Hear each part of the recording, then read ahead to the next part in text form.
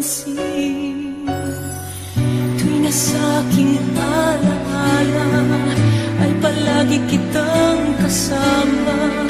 Ngunit bakit ngayon ay may mahal ka